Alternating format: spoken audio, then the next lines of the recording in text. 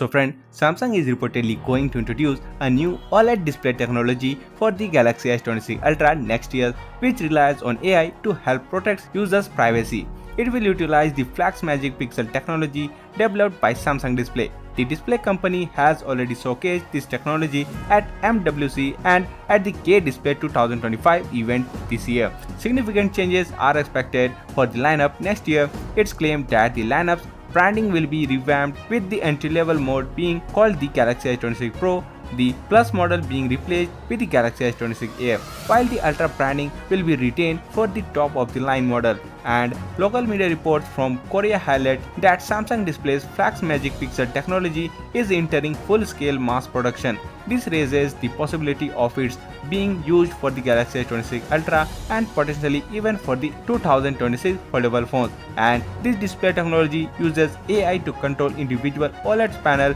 to adjust viewing angles. For example, if you open a bank app on your Galaxy S26 Ultra that contains sensitive information, the AI will adjust the pixel automatically to restrict viewing angles so that someone peering over your shoulders can't see the information. The effect would be similar to what's achieved by third-party privacy glass protectors that many users opt to get installed on their phones.